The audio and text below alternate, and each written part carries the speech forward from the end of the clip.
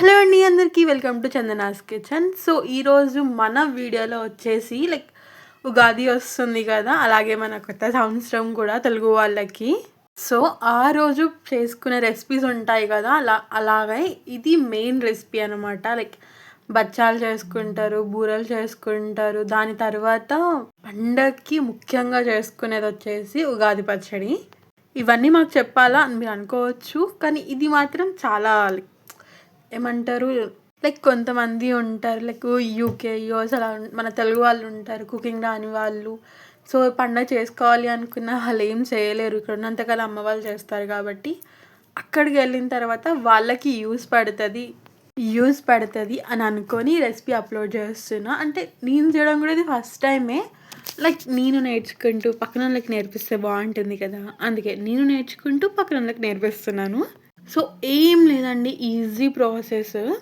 మనం బచ్చాలు చేస్తే ఒక 2-3 అవర్స్ ముందే శనగపప్పు అనేది నానబెట్టుకోవాలి. అది బాగా నానిన తర్వాత ఒక కుక్కర్లోకి మనం ఏ గిన్నెతో అయితే పప్పు తీసుకున్నామో దాంతో దాని మీద 2 కప్స్ వాటర్ వేసుకోవాలి. కప్స్ వాటర్ వేసుకున్న తర్వాత మినిమం 6 విజిల్స్ రావాలి. ఇప్పుడు నేను చూపించినట్టు 6 విజిల్స్ వస్తే అలా అవుతుంది. విజిల్స్ వచ్చిన తర్వాత కొంచెంగా మ్యాష్ చేసుకోవాలి చల్లారిన తర్వాత స్టవ్ మీద పెట్టుకొని మనకి ఎంతగానో అయితే స్వీట్ తింటామో దానికి తగ్గట్టుగా బెల్లం తీసుకోవాలి. మేము స్వీట్ మాత్రం నార్మల్గా తింటాం కాబట్టి నేను కొంచెమే బెల్లం తీసుకున్నా, మీరు ఇంకొంచెం ఎక్కువ తీసుకోవచ్చు. బెల్లం వేసినాక అది కొంచెం గోరువెచ్చగా ఉన్నప్పుడే దాన్ని బాల్స్ చేసి పెట్టుకోండి. నాకు మాత్రం చాలా మంచిగా వచ్చింది. కొంచెం మీరు నెయ్యి అయినా యాడ్ చేసుకోవచ్చు, ఆయిల్ ఏదైనా చేసుకోవచ్చు. నాకు అవేవి అవసరం లేకుండానే మంచిగా బాల్స్ వచ్చేసాయి.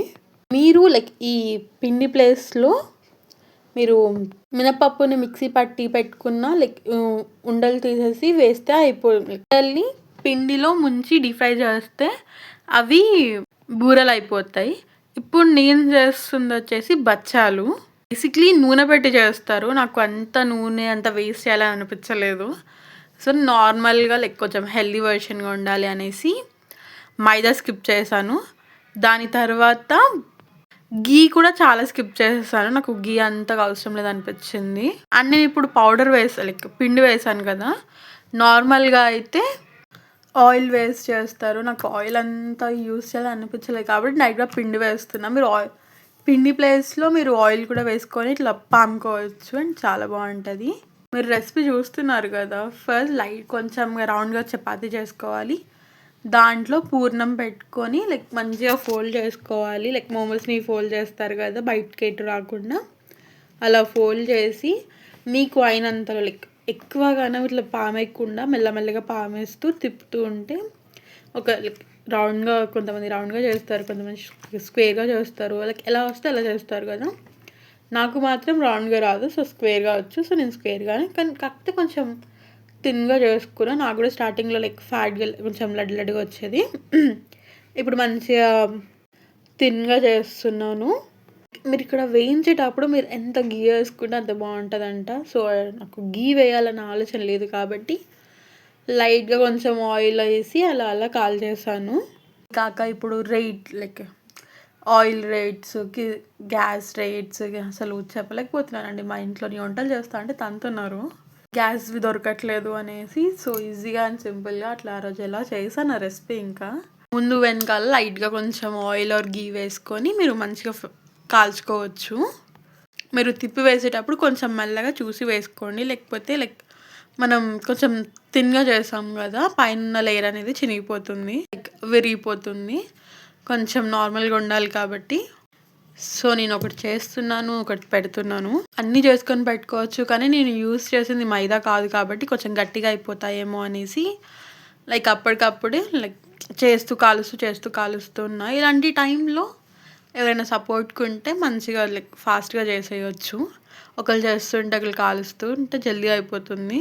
రెండు నాకు ఎవరు లేరు కాబట్టి ఒకసారి చేస్తున్నా, ఒకసారి కాలుస్తున్నా, గట్టిగా అయిపోతుందని. మైదాతోటి ప్రాబ్లం లేదు, మీరు కొంచెం పక్కన పెట్టైనా చేసుకోవచ్చు.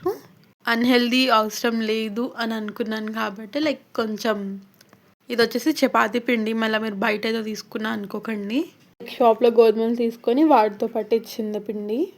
సో నేను చూసారు కదా, నేను మళ్ళీ చూపిస్తున్నాను ఎలా రోల్ చేయాలి అనేసి.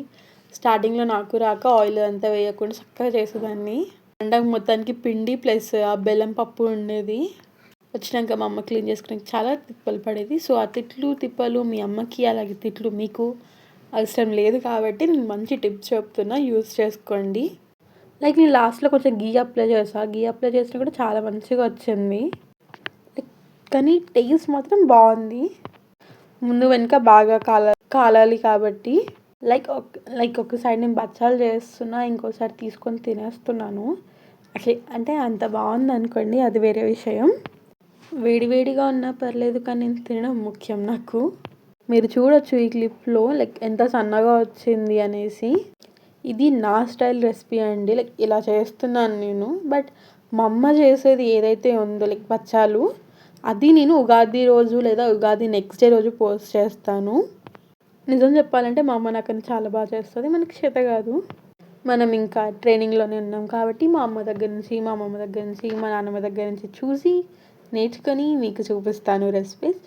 అండ్ అలాగే మీకు కనుక ఈ రెసిపీ నచ్చినట్టయితే like and share and subscribe to ఇట్లు మీ చందన ఛానల్. అక్కడ ఉంది వచ్చేసి పూర్ణం బూర పిండి అయిపోయింది, అది మిగిలింది. సో నాకు బచ్చాలు ఎలా తినడం ఇష్టం ప్లస్ అది కూడా అలానే తినడం ఇష్టం, అంతే ఈ వీడియోకి. మీరు మాత్రం మర్చిపోకండి చందనాస్ కిచెన్ని సబ్స్క్రైబ్ మాత్రం పక్కా చేసుకోండి ఇలాంటి రెసిపీస్ కోసం.